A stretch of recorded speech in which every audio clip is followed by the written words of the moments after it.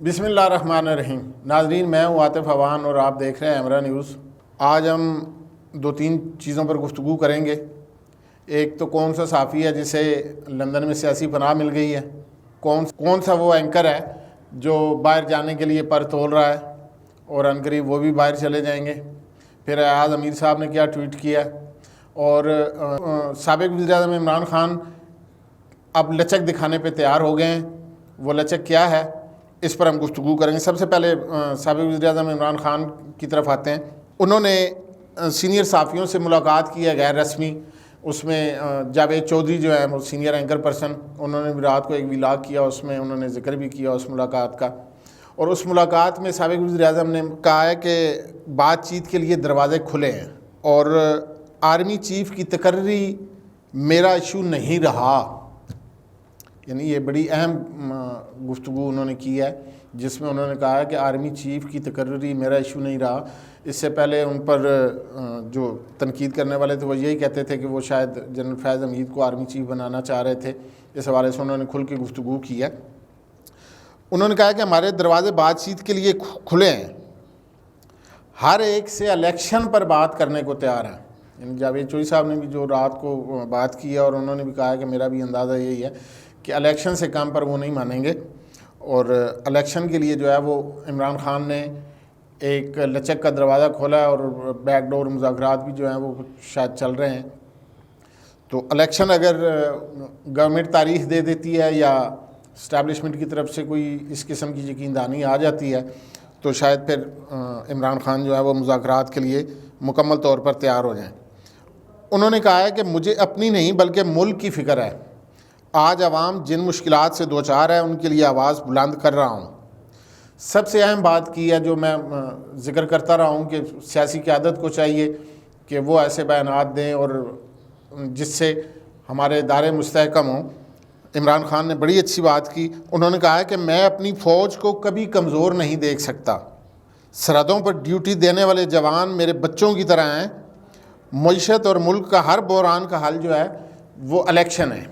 ان کا یہ بیان جو ہے وہ قابل ستائش ہے جو انہوں نے فوج کے حق میں دیا ہے، اور اسی چیز کی اس وقت ضرورت ہے کہ سیاستدان اس چیز کو سمجھیں کہ وہ اداروں کو مستحکم کریں اور اداروں کے حوالے سے ایسی گفتگو نہ کریں کہ جس سے اداروں میں کام کرنے والوں کا مورال گرے، اور کارکن جو ہیں وہ اسپیشلی پھر اس چیز کو آگے لے کے چلیں۔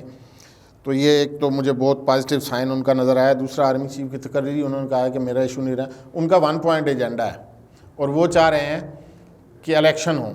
تو اس پر بیٹھ کے مذاکرات، کوئی بھی مسئلہ، وہ تو خود کہتے ہیں عمران خان کے مذاکرات ہی اصل حل ہوتا ہے، آخر میں ہمیں مذاکرات کی ٹیبل پہ آنا پڑتا ہے۔ تو ابھی اگر قومی قیادت جو ہے وہ ساری جماعتوں کی قیادت اور اسٹیبلشمنٹ مل کے، اسٹیبلشمنٹ مین سٹیک ہولڈرز ہیں، یہ چیزیں دیکھیں، یہ تنقید کرنا ایک علیحدہ چیز ہے، لیکن اس کو نظر انداز نہیں کیا جا سکتا کہ اسٹیبلشمنٹ بھی ایک ملک کی میجر سٹیک ہولڈر ہے۔ آپ انہیں بھی ساتھ بٹھائیں، سب سیاسی قیادت ساتھ بیٹھے اور ایک متفقہ لائے عمل تیار کر لیں، جو جمہوریت کا اصل حسن ہے۔ اس کے علاوہ صابر شاکر جو ہیں سینئر صحافی اینکر پرسن، ایئر وائس ان کا تعلق تھا، بھی آف ایئر ہے، ان پر مقدمات وغیرہ بھی ہوئے، پرچے بھی ہوئے، وہ لندن چلے گئے ہیں جی۔ ان کی سیاسی بنا کی درخواست وہ مان لی گئی ہے، وہاں پہ اس کی منظور کر لی گئی ہے، اور اب وہ لندن رہیں گے۔ یعنی عمران ریاض کا معاملہ ابھی کسی نہ کسی نیچ پہ پہنچ جائے گا۔ صابر شاکر صاحب لندن میں بیٹھ کے اب بات کریں گے، کیا باتیں کریں گے، یہ تو آنے والا دن، جو آنے والی وقت ہے اس میں سمجھ آئے گی۔ دوسرا، بڑے سینئر صحافی ہیں، کالم نگار ہیں اور بڑا وسیع تجربہ رکھتے ہیں۔ مجھے مبینہ طور پر اطلاعات ملی ہیں کوئی ایسی کہ اوریہ مقبول جان صاحب بھی باہر جانے کے حوالے سے ان کی بھی کچھ ایکٹیویٹیز چل رہی ہیں، اور مبینہ طور پر ہو سکتا ہے کہ وہ بھی کچھ عرصے میں بیرون ملک چلے جائیں۔ اس کے بعد آتے ہیں کہ ایاز امیر صاحب سینئر جرنلسٹ ہیں، کالم نگار ہیں، بڑے جید صحافی ہیں۔ پچھلے دنوں ان کے ساتھ ایک واقعہ بھی پیش آیا جس کی ہر سطح پر مذمت کی گئی، سیاسی بھی اور صحافتی حلقوں میں بھی۔ ان کے ایک نام سے اکاؤنٹ بنا ہوا ہے، جو ان سے جب ہم نے ان سے بات کی تو انہوں نے کہا جی میرا تو کوئی اکاؤنٹ ٹویٹر پہ ہے نہیں، لیکن اس نام سے، اس اکاؤنٹ سے ایک آج ٹویٹ چلا ہے جس میں انہوں نے کہا ہے کہ عمران خان صدر پاکستان انشاءاللہ۔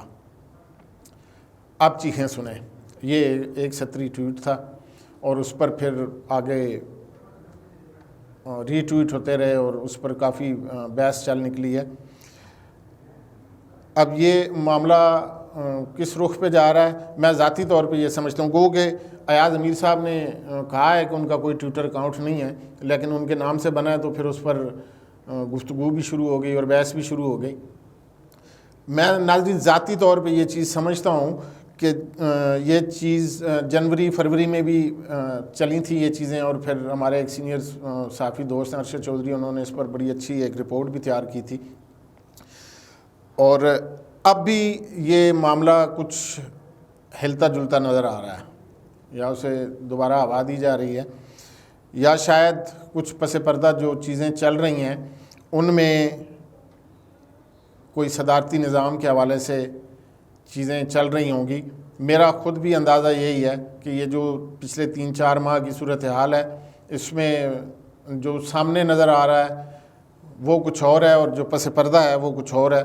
اس صدارتی نظام کے حوالے سے انشاءاللہ پھر بھی لاگ کریں گے تو پھر اس پہ تفصیلی گفتگو کر لیں گے۔ آج ایک چھوٹی سی چیز جو ہے وہ، اور آپ سے خوشخبری سناتا جاؤں آپ کو، مفتاح اسماعیل صاحب کے منہ سے ایک خوشخبری نکلی ہے۔ یہ ایک حیرت کی بات ہے کہ ان سے پچھلے دنوں تو جو بھی خبر نکلی ہے وہ پریشان کو نہیں تھی، لیکن انہوں نے آج عوام کو خوشخبری سناتے ہوئے کہا ہے کہ بہت جلد گھی 100 سے 150 روپے سستا ہو جائے گا۔ IMF سے معاملہ جلد طے ہو جائے گا، لہذا معیشت کنٹرول میں ہے، ہم لوگ دیوالیہ پن سے نکل آئے ہیں۔ یہ ایک اچھی خبر ہے، اور اس سے مجھے ایک واقعہ بھی یاد آ گیا کہ ایک گاؤں میں ایک تنور والا رہتا تھا، تو اس کے آٹے کے اور ایندھن کے اخراجات بڑھے، لکڑیوں کے اخراجات بڑھے، تو اس نے روٹی کی قیمت 1 روپیہ بڑھانے کی کوشش کی کہ جی 5 روپے ہے تو 6 روپے دے دیا کریں، لیکن لوگ وہ ماننے کو تیار نہیں تھے اس کی بات، اور کوئی بھی 6 روپے کی روٹی خرید نہیں رہا تھا۔ وہ گاؤں کے نمبردار کے پاس چلا گیا اور اسے جا کے ساری صورتحال بتائی کہ جی میں تو افورڈ نہیں کر سکتا اور روٹی کی قیمت بڑھانی پڑے گی۔ تو نمبردار نے اسے کہا کہ تم جا کے روٹی کی قیمت 20 روپے کر دو۔ اس نے کہا جی لوگ تو 6 روپے میں خریدنے کو تیار نہیں ہیں، تو میں 20 روپے کیسے کر دوں؟ اس نے کہا جی جاؤ اور تم جو میں کہہ رہا ہوں ویسا کرو۔ خیر وہ تنور والا گیا اور اگلے دن سے اس نے روٹی جو بھی مانگنے آتا یا جو بھی لینے آتا روٹی، تو اس نے وہ اسے بتاتا کہ جی 20 روپے کی روٹی ہے، اس سے کم میں نہیں دوں گا، آپ نے لینی ہے تو لے لیں، ادروائز جائیں اپنا کام کریں۔ لوگ بڑے تنگ ہو گئے، انہوں نے آ کے نمبردار سے شکایت کر دی کہ جی یہ معاملہ ہے۔ نمبردار نے پنچایت بلا لی اور پنچایت میں دونوں طرف سے موقف سنا، تو نمبردار نے پھر کہا کہ جی یہ روٹی جو ہے ابھی 10 روپے کی ہوگی، اور اس کی کیسے جرت ہے کہ یہ 20 روپے کی روٹی بیچے، یہ آدھی قیمت پر روٹی بیچے گا۔ لوگوں نے واہ واہ کرنی شروع کر دی کہ جی واہ واہ نمبردار صاحب کیا کمال کا فیصلہ کیا ہے، اور نمبردار خود دل میں ہنس رہا تھا اور تنور والا خود ہنس رہا تھا۔ تو یہ معاملہ یہی ہو گیا کہ 200 سے 250 روپے قیمت بڑھا کے، اور پھر اب خوشخبری دی جا رہی ہے کہ جی 150 روپیہ گھی سستا ہو جائے گا۔ دیکھیے آئندہ بھی اللہ کرے اس قسم کی خوشخبریاں آتی رہیں، پھر کسی بھی لاگ کے ساتھ حاضر ہوں گے۔ اللہ نگہبان۔